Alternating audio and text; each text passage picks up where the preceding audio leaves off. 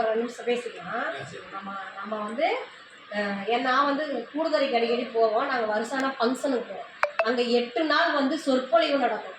சொற்பொழிவு, தெய்வத்தை பற்றின பாடல் படிப்பாங்க, திருப்புகள் எல்லாமே படிப்பாங்க. சிவனை பற்றி பேசுவாங்க, அம்மனை பற்றி பேசுவாங்க, முருகரை பற்றி பேசுவாங்க. எனக்கு வந்து குலதெய்வத்துக்கு அடுத்தது நான் கும்பிட்றது, எனக்கு நினைவு தெரிஞ்ச நாள்லேருந்து நான் முருகரை கும்பிட்டுருக்கேன். முருகரை கும்பிடுவேன். ஆனால் அவரை வந்து முழுமையாக கும்பிட்றதுக்கு நான் வந்து கூடுதறைக்கு போனதுக்கப்புறம் அவருடைய இதையெல்லாம் சொல்லும்போது நான் ஆரம்பித்து இப்போ வரைக்கும் கும்பிட்டுட்டு தான் இருக்கிறேன். நம்ம எந்த தெய்வத்தை கும்பிட்டு, குலதெய்வத்தை ஃபஸ்ட்டு கும்பிட்டுட்டு எந்த தெய்வத்தை கும்பிட்டாலும் நமக்கு ஃபஸ்ட்டு குலதெய்வம் தான் வரும். குலதெய்வத்துக்கு அப்புறம் நம்ம இஷ்ட தெய்வம்னு ஒன்று இருக்கும். உங்களுக்கு ஒருத்தருக்கு அம்மன் இருக்கலாம், ஒருத்தர் விநாயகர் இருக்கலாம், ஒருத்தர் முருகர் இருக்கலாம். யாருக்கு வேணால் இது நம்ம முருகர். எல்லா தெய்வத்துக்கும் இல்லாத சக்தி முருகருக்கு இருக்குது. ஏன்னு கேட்டிங்கன்னா, இப்போ ஈஸ்வரரை போய் கும்பிட்டிங்கன்னா ஈஸ்வரர் தான் நம்ம கும்பிடுறோம். நம்ம எல்லா தெய்வம் வந்து சேராது. சக்தியை கும்பிட்டிங்கன்னா சக்தி தான் நமக்கு இதாக இருக்கும். அதே நீங்கள் வந்து முருகரை கும்பிட்டிங்கன்னா, முருகரை கும்பிடும்போது முருகா என்னை காப்பாற்றுங்கும் போது முருகர் வரப்ப சிவன் பின்னாடி வருவார். சிவன் வரப்ப சக்தி பின்னாடி வருவாங்க. சக்தி பின்னாடி வரப்ப அனைத்து தெய்வங்களும் அனைத்து நவகிரகங்களும் நமக்கு ஒன்றிணைந்து நம்ம கேட்குறத செஞ்சு கொடுப்பாங்க. இந்த மாதிரி எனக்கு வந்து அந்த கூடுதறையில் ஒரு சொற்பொழிவில் எனக்கு ஒரு அம்மா சொல்லி கொடுத்தாங்க. இன்னைய வரைக்கும் நான் அதை கேட்டதுலேருந்து இந்த மந்திரம் படிக்கிறோம் பார்த்தீங்களா, வேலுண்டு வினையில்லை, மயிலுண்டு பயமில்லை, குகனுண்டு குறைவில்லை, கந்தனுண்டு கவலை இல்லைன்னு சொல்லி அந்த மந்திரத்தை நம்ம எவ்வளோ வேணாலும் மந்திரம் படிக்கிறோம். மனசில் நிற்காமல் கூட போகும். ஆனால் இந்த 4 வார்த்தை நம்ம மனசில் பதிய வச்சுக்கிட்டு உங்களுக்கு ஒரு சங்கடமோ உங்களுக்கு ஒரு கஷ்டமோ வரும்போது நீங்கள் சொல்லி பாருங்கள். நமக்கு என்னமோ சொல்லுவாங்க, சூரியனை கண்ட பனி போல அந்த கஷ்டம் விலகிறதும் அதுக்கு உண்டான வழிமுறை கிடைக்கிறதும் கிடைக்கும்.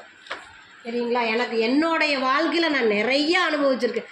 எனக்கு வயசு 44 தான் ஆகுது. ஆனால் வந்து நான் இந்த மந்திரம் எனக்கு ஒரு கஷ்டம் வருது, எனக்கு ஒரு இது வருதுங்கும் போது நான் அந்த மந்திரத்தை சொல்லிகிட்டே இருப்பேன்.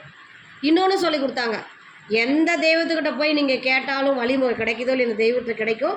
அதே மாதிரி வந்த வினயம் அப்படின்னு சொல்கிறோம் பார்த்தீங்களா, நமக்கு முன்னாடி நம்ம செஞ்ச பாவத்துக்காக வந்த வினயம், வருகின்ற வல்வினையும், இனிமேல் வர்ற வினையும் கந்தனென்று சொல்ல கலங்கிடும். அப்படிங்கும்போது நாம் இத்தனை நாளாக செஞ்ச பாவத்துக்கும் சரி, இனிமேல் எந்த பாவம் செய்யக்கூடாது அப்படிங்கிறக்காக தான் இந்த மந்திரத்தை நம்ம சொல்கிறது.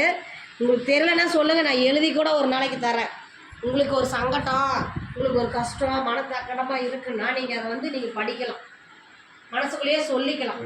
இதுக்கு வந்து இந்த மந்திரத்துக்கு அவ்வளோ ஒரு மகிமை இருக்குது. நான் எவ்வளவோ கஷ்டத்தில் இருக்கும்போது கண்ணீர் விட்டு எங்கள் வீட்லேயும் அந்த முருகர் படம் வச்சுருக்கோம் பார்த்தீங்களா, எங்கள் வீட்லேயும் அதே மாதிரி பெரிய படம் வச்சுருக்கோம்.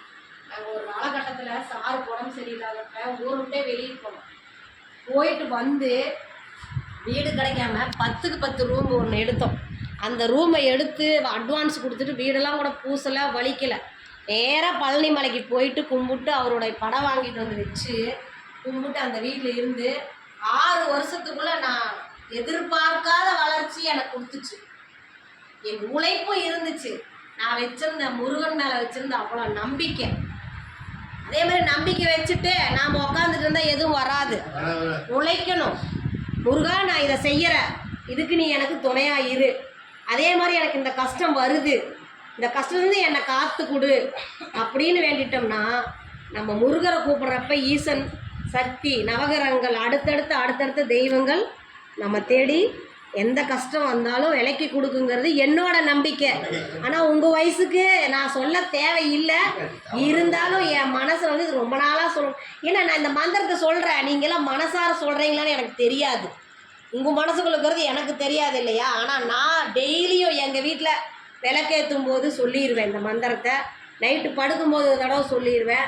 எங்கேயாவது ஒரு வேலை, இப்போ நான் இங்கே ட்ரஸ்ட்டுக்கு வரேன்னு வச்சுக்கோங்க, வண்டி ஸ்டார்ட் பண்ணோன்னே ஒன்று சொல்லுவேன், ஆறுமுகம் அருளிடும் அனுதினமும் ஏறுமுகம்.